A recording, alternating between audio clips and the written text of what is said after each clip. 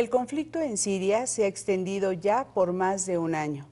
Se suma a la llamada primavera árabe. ¿Qué es lo que está sucediendo en aquel país? Vamos a platicar al respecto con el doctor Gilberto Conde. Él es profesor e investigador del Centro de Estudios de Asia y África del Colegio de México. Doctor, bienvenido. Muchas gracias, Blanca. En Siria, desde 1963 gobierna un mismo partido y desde 1970 una misma familia. ¿Es esto lo que desencadena el conflicto que estamos viviendo y por qué este conflicto? Esta es una de las causas, sin lugar a dudas. La población está cansada de estar siendo gobernada todo este tiempo por una misma familia, pero a esto se agregan otras cosas. Digamos que el país no estaba en una situación económica tan mala a principios de los años 60 o incluso de los años 70, se ha ido deteriorando, luego ha mejorado.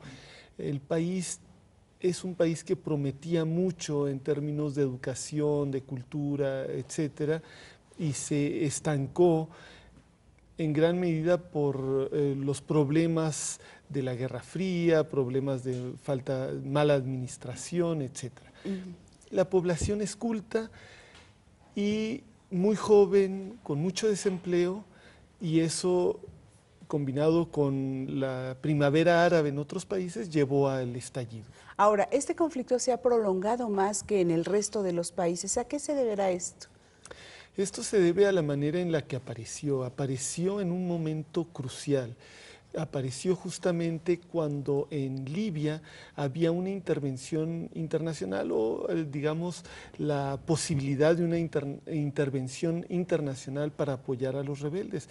Los jóvenes rebeldes en Siria se levantaron de una manera pacífica en general, esperando que hubiera un apoyo internacional que en realidad no se ha dado. Y eso, sin embargo, eso llevó a la radicalización de ese movimiento, de manera que se ha hecho incompatible la relación entre la oposición y el régimen. Y por eso explico yo esa longevidad del conflicto. Una longevidad que además ha llevado a que una de las razones era también pedir que se respetaran los derechos humanos en Siria, por eso empezó la lucha, ¿no? En parte.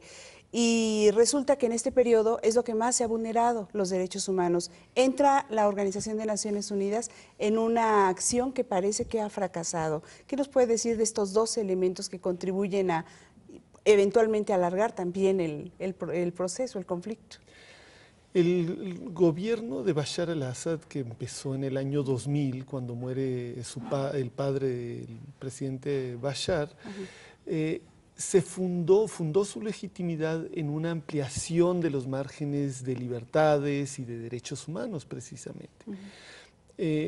Sin embargo, esos márgenes estaban muy acotados, digamos. Y las protestas se iniciaron para exigir una ampliación de esos derechos.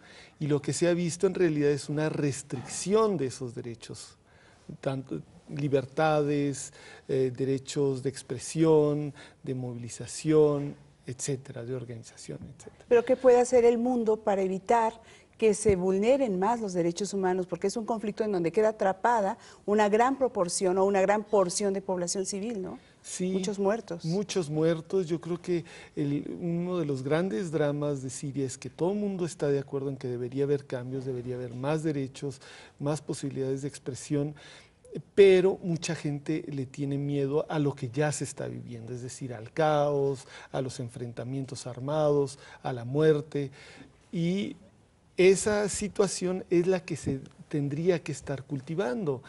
Yo creo que todas las partes deberían estar presionando a la gente con la que podrían tener presión para obligarlos a cumplir con el proyecto de Kofi Annan y de Naciones Unidas, que yo creo que dentro de todas las dificultades es lo mejor que existe actualmente para Siria. Sin embargo, hay algunos que apuestan a que el proyecto de paz de la ONU y de Kofi Annan ha fracasado. Sí, yo creo que de ambos lados hay gente que apuesta a eso, al fracaso del proyecto, porque creen que la única solución es una solución de cambio radical o de permanencia radical. Y eso yo creo que es imposible. El resultado de de esa consolidación de posturas enfrentadas tan duras es una situación de caos interminable que solamente puede servir a los que están interesados en el caos interminable. Claro. ¿Tiene salida? ¿Cuáles son los escenarios posibles a futuro para Siria, para toda esta población que sufre? Yo creo que los tres escenarios que se marcan son los dos escenarios radicales y el intermedio.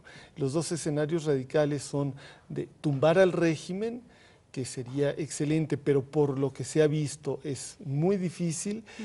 Un fortalecimiento radical del régimen, que también es muy difícil de que se logre.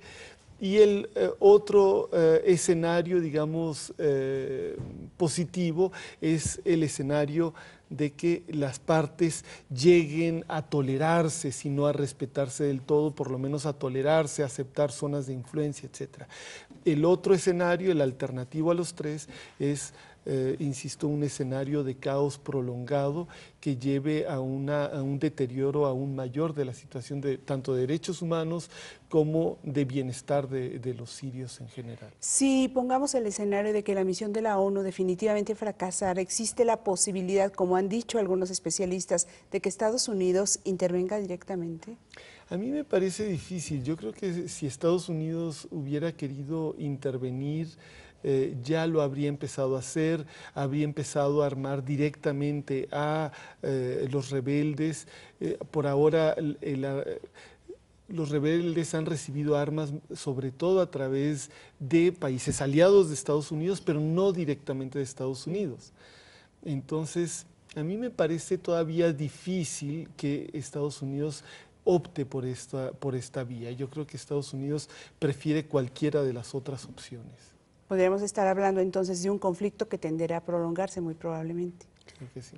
Doctor Gilberto Conde, profesor investigador del Centro de Estudios de Asia y África del Colegio de México. Muchísimas gracias por habernos acompañado. Es un placer haber estado con ustedes. Gracias. Hasta luego. Hasta luego. Hasta luego a ustedes.